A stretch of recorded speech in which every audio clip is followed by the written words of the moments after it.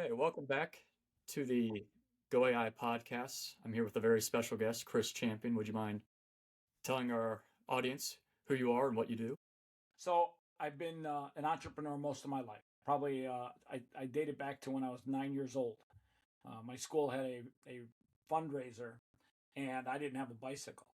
And I learned at a very early age that anything you want in life, especially in America, you can get if you focus your energy on achieving that through sales and entrepreneurialism. And ultimately, I got my bicycle. So I think at the end of the day, being an entrepreneur is something that most people don't embrace as an opportunity. Many people embrace it as fear. Like, oh my God, it's so scary to be an entrepreneur. I got news for you. Whether you're an entrepreneur or you work for somebody else, you got to work, you got to produce, you got to perform. You don't think if you don't perform, somebody else isn't going to say, we've looked at your numbers, we've looked at your work, we've looked at your production, you got to go. The only difference is when I get fired, nobody has to tell me. I have to tell myself. Like, buddy, you sucked last week. You're not getting paid this week. Giving yourself the pink slip. Exactly. The good news is I got 4 dogs, so I got to look them in the face. They're like, what do you mean you fired yourself? You work for yourself. I'm like, yeah, I fired myself. I had a bad week. And for our audience, could you explain your connection to AI? Who are you in the AI world? So about a year and a half ago, I got very enamored with AI. And then I got very enamored with workflows. And then I got very enamored with podcasts. In 2024, I think we realized very quickly that podcasts were the number one platform out there for long format advertising. Like you get a half hour, like you and I are going to sit here and talk for maybe a half hour and an hour. And in that time frame, people are going to get a chance to know me. They're going to get a chance to know my business. They're going to get a chance to evaluate me over that time period. But if I did a 30-second video on Instagram that floats by you, and in 30 seconds, I got to let you get to know me, know my business, and decide whether you want to do business with me. I don't think that happens. I don't think that works. And so let's get a little more into the AI. From what I understand, you are involved in AI specifically for podcasting, right? Yeah. So we build what are called AI agents, and if you're in the AI space at all, even if you're just rudimentary looking around, the number one thing I tell people is you got to get AI to work for you right now. You got to get it to work for you right now, making you money, leading you to sales, leading you to exposure, or your competition is going to get AI to work for them. And that's really what it is. You're in a race against scaling against other people. Give you an example. I've got a myriad of AI agents that do about 40,000 man hours of work for me every single day, whether I wake up or not. I could sleep 24 hours straight, and they literally do things for me that lead me to sales, lead me to revenue. And there's one right now, just another AI agent calling me. And we're building a new AI tool. You've got a podcast, right? This is the Go AI podcast. You're spending a half hour to an hour to get to know me. But you've probably done, I don't know, 100 other podcasts. Those 100 other people that you had a chance to get to know, they would love to get introductions to your next podcast host via text. They'd love to, if you just texted them and said, hey, you should meet Chris. Here's my interview link with him. He talks about AI. If you're interested in reaching out to him, here's his contact information. He'd love to hear from you. That's a connection that's super valuable that saves time. Well, I charge people $197 a month to be on my private text list, and that generates me through leveraging and scaling my time insane amounts of money. I teach other podcasters how to do that same thing, and we help manage that through an AI agent that not only when they get the text, that they send back a text to you saying, hey, can you do a proper introduction and put me on a 3-way? I have an AI agent that'll actually tell them how to do that. Now, that's a way where AI works for me. Everyone knows how to use text messaging, but do you really want to sit there all day long and send out 300 people a text saying, hey, meet Chris? No, you don't want to do that. But if you can hand that off to an AI agent to do that for you, and it generates you $60,000 a month, that allows you to scale the rest of your business, allows you time to focus on other things while cash flow is coming in. Let's get a little bit more into the weeds, if you don't mind. So obviously, finding people to text how is that how does that happen? Are the agents searching? Or are you kind of give the agents, hey, So that's just one AI agent. And those people that join my private text community, they're people that I've had some sort of connection with that want to have introductions to high people that I've interviewed. They want that. So they just pay for the right to be inside that text community. I don't have to find them.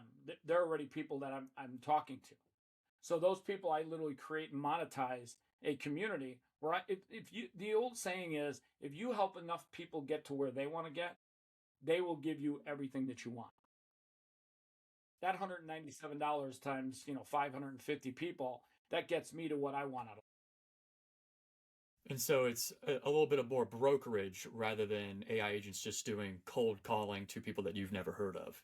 Well, it's more like managing a private community that's almost like a digital networking community. So like I'm literally putting people inside of a high level networking community where texting is just the way that they communicate. And by the way, don't take this wrong. I think 97% of all text messages are opened and read in the first 3 minutes.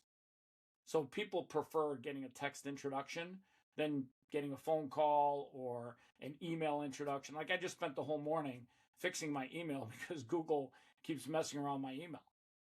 And it's funny because email is not necessarily the best form that people communicate with these days. I think it's actually text messaging.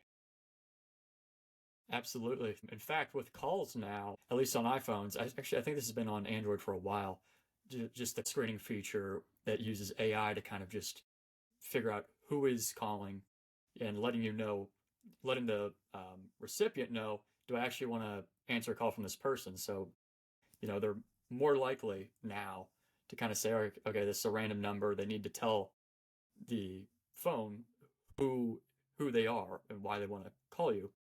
And Yeah, so if they're not interested, they're not interested. But a text, it's more immediate. I couldn't agree with you more. And AI is being used in a lot of digital manners, whether it's via managing your phone calls, your text messages, especially your text messages. Like, I got to tell you, I got a tool that ultimately weeds out all this. Well, not all, but a lot of the spam text messages I get.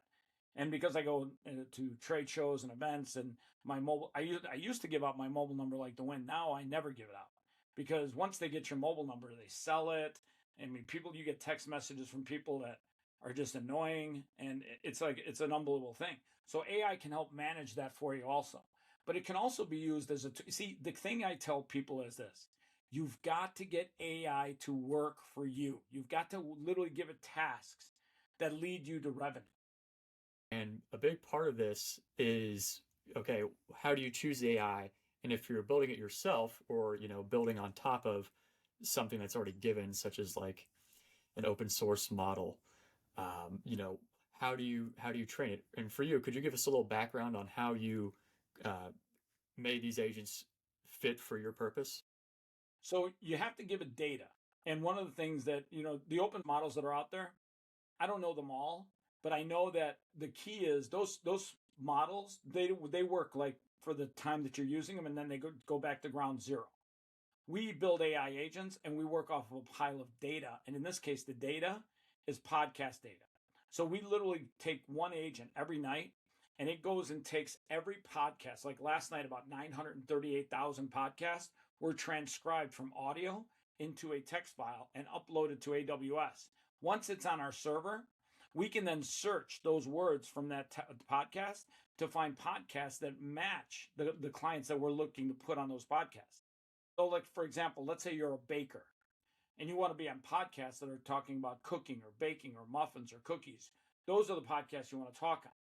But if you're a sports bettor, you want to talk on different podcasts. And if you're a real investor, you want to talk to a different podcast there. If you're a wellness or a nutrition coach, you want to be on different podcasts entirely. So we literally take one agent and we take and transcribe all these audio files. Like this podcast we're doing, there's an audio file. Well, we can't really search audio as quick as we can data on a server. But once it's on our server and organized, we can search that data in milliseconds. And speaking of data, what would you say were some of the most important lessons that you had having to curate data, give the data to the AI? What AI lessons did you learn from just having to roll up your hands, kind of get your hands dirty, creating these agents? AI is not infallible. It will make mistakes, and you have to fix those mistakes, and you have to literally work on building AI. What you start with is about 80% good, 20% garbage. And over time, you're going to make that thing more efficient by just training it. It's almost like training a dog. Like when you first get an AI agent, it's like a puppy. But after a while, that dog knows how to sit, knows how to go fetch, knows how to do all kinds of things. So like anything, AI requires time. And when it comes to just getting quality results from AI, have you been finding ways to just continually improve the agents now that Oh, they're, absolutely. yeah, Well, here's the one thing. Once you have an AI agent and it works for you, we actually build a data area where it ultimately grows to know you and be like you over time. So we have another AI agent that writes emails on behalf of you as an individual. In the beginning, we give it a bio about you, but over time, it reads all those emails that you're replying to, and it eventually starts writing just like you. It almost becomes a digital version of you. So, yeah, over time, an AI can consume a lot of data and store that data so that it can become and assimilate. Oh, wow. Talk about a Star Trek reference. Assimilate exactly who you are. Shout out to the Borg.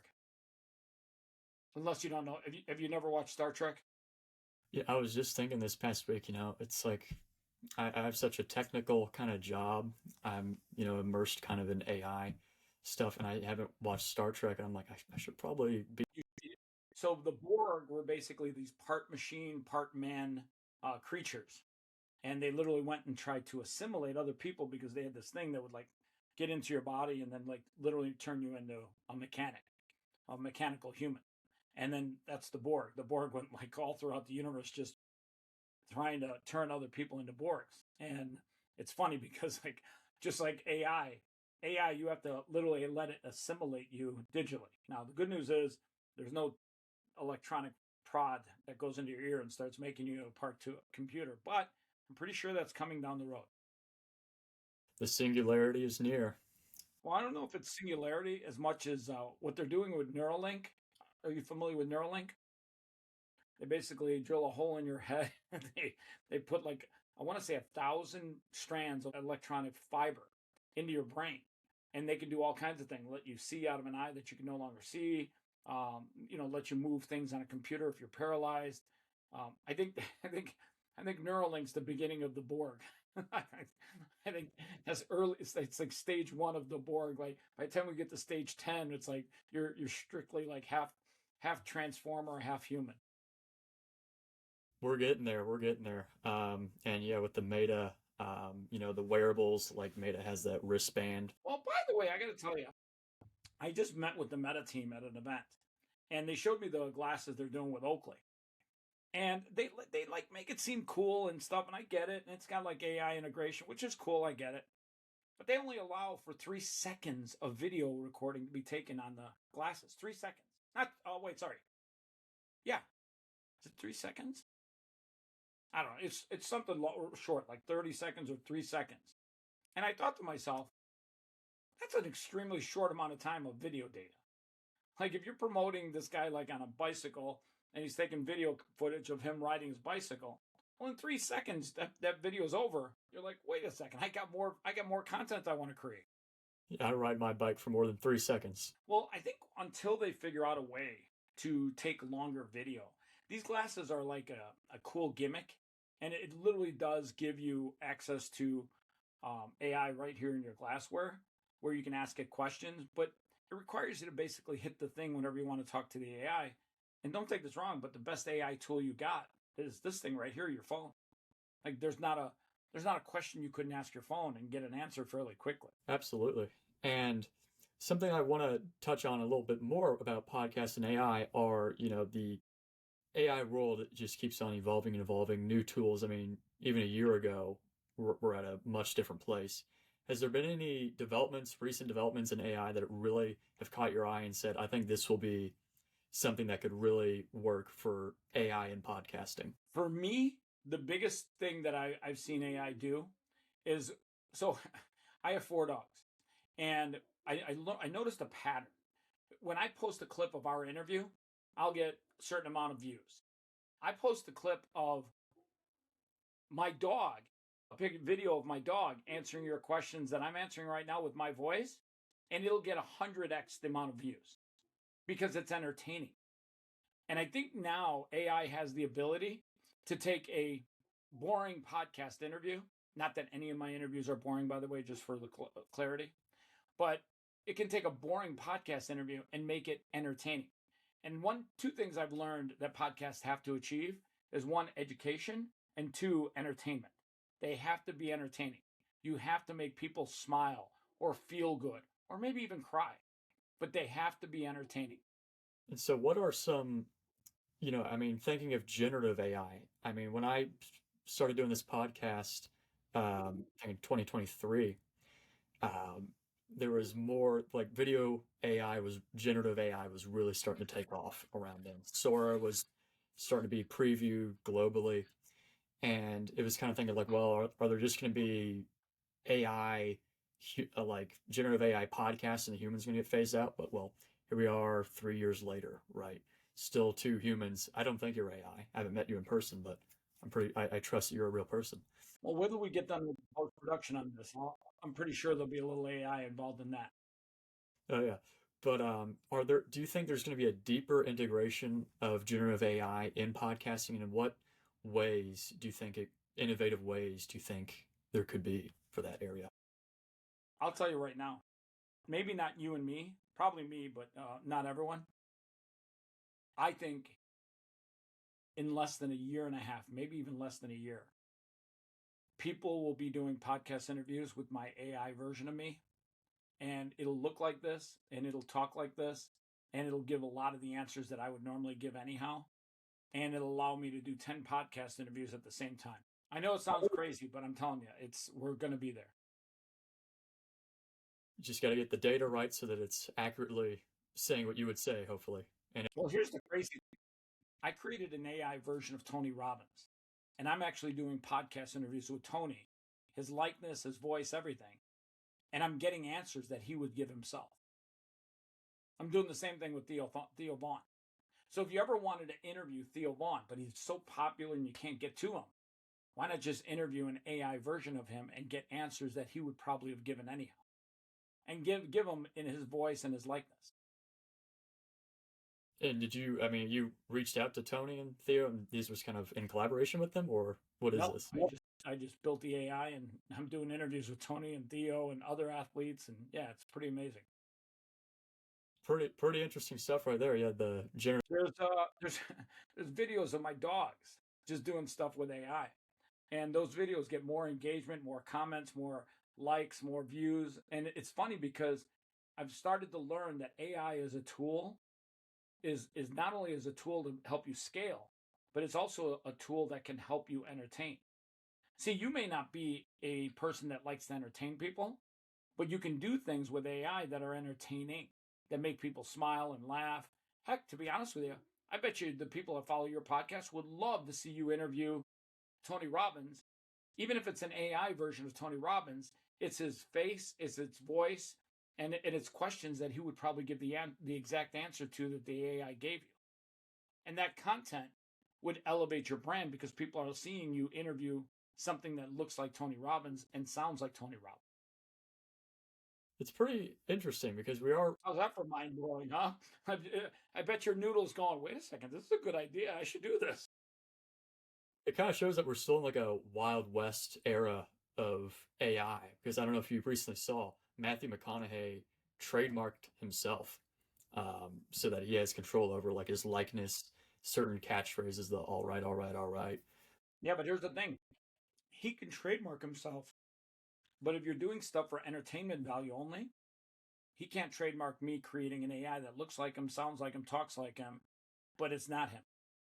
And as long as I'm very transparent and say that I'm not interviewing Matthew McConaughey, this is the not Matthew McConaughey interview. This is the not Tony Robbins interview. At the end of the day, that AI is being produced to create entertainment. It's no different than me creating a cartoon. I'll give you a great example. A friend of mine's got a daughter, and she used AI to make a cartoon series.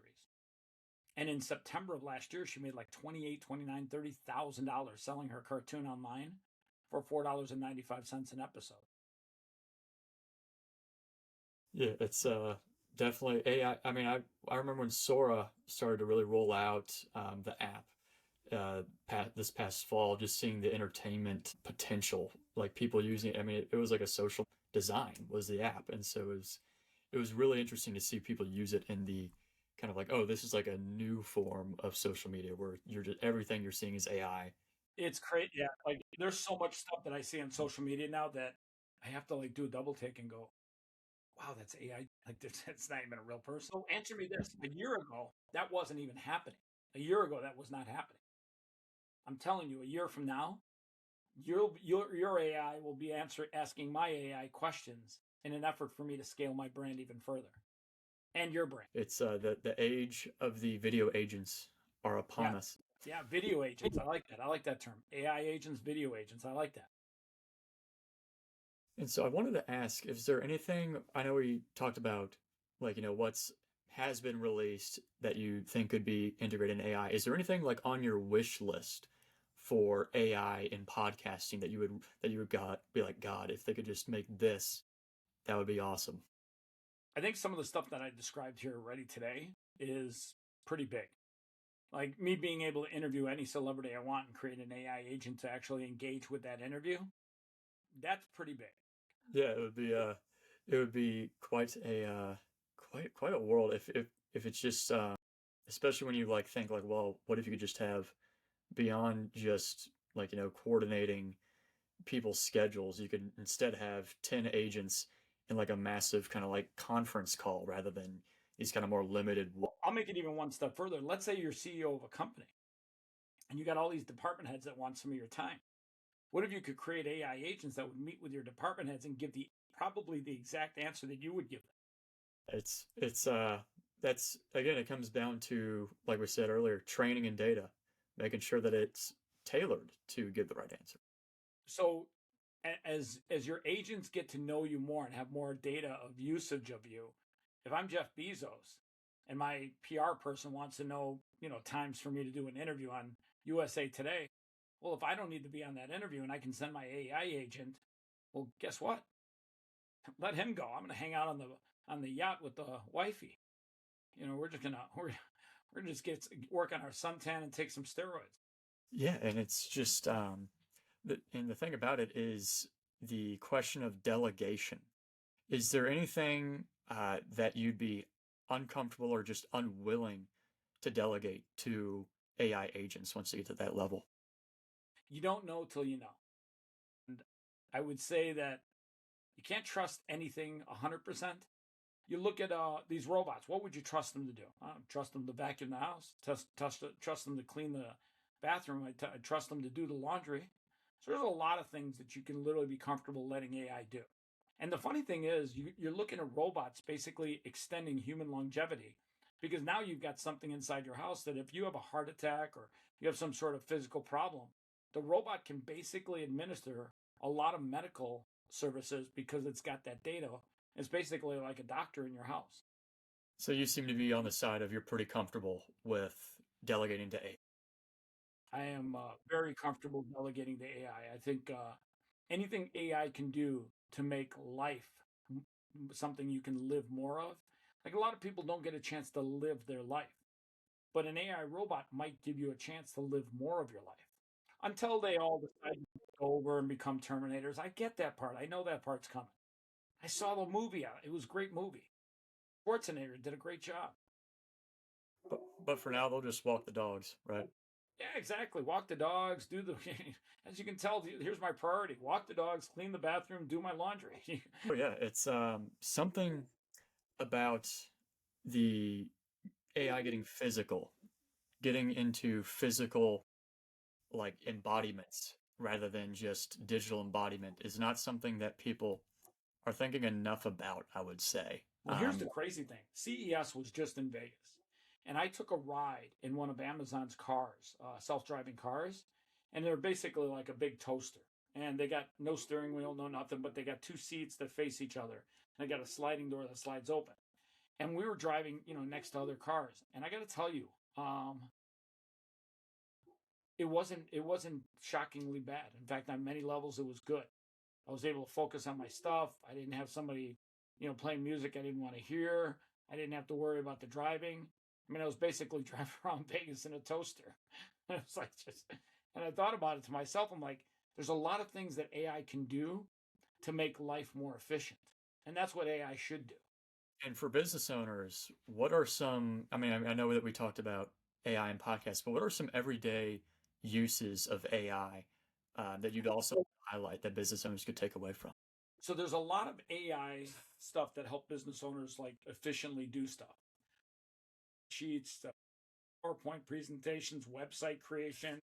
There's a lot of stuff that AI can do to offload that burden from a business owner. The whole idea is you got to get AI to do things for you that lead to money. And if AI can work for you while you're sleeping, do things for you while you're sleeping, that's where you really make your money. Like I just come back to my text community. My clients get text messages from me when I do a podcast interview, and they get introduced to that person as if they interviewed them. They know everything. It saves them so much time. I don't have to look up the guy's number. I don't have to try and search for his email. I don't have to learn about him. I got all the information in a text message. And it literally connects me with people quicker, faster, more efficient. And we are getting near toward the end of our time here, but is there any like big picture view AI related insights that you would like to impart to our audience before we wrap it up? I think if you're a business owner out there watching this right now, you absolutely have to find ways to get AI to work for you. Every day that you don't do that, somebody else is ultimately doing it, and they're going to scale their business faster than you. And you're not chasing to keep up with AI. You're chasing to keep up with your competition. Well said. If our audience wants to find you, where can they find you? I mean, clearly in one of Amazon's self-driving cars floating around Vegas somewhere, probably hitting all the good taco places. By the way, shout out to the Birrio taco place that I went to over the weekend. I had a goat taco, and I'm not kidding you, it was delicious. So, social media, like what would your handles be? Best way to reach out to me is if you want to call me. My number is 702-389-5866. Either me or my AI will reply immediately. Probably my AI. Good to hear. Thank you so much, Chris. This went by like that for me. Great conversation. Listen, as long as I didn't put you're not sleeping, right? I didn't put you to sleep at least. Oh no, this was plenty of fun. Loved it. Listen, anything that I can ever do for you or your audience, let me know. I will make sure that I do it for you. Or I'll get my AI to do it for you. I got somebody who wants to say hi to you. This is the guy. This is the guy. This is Theo. Oh, well, goodbye to you and Theo. Okay.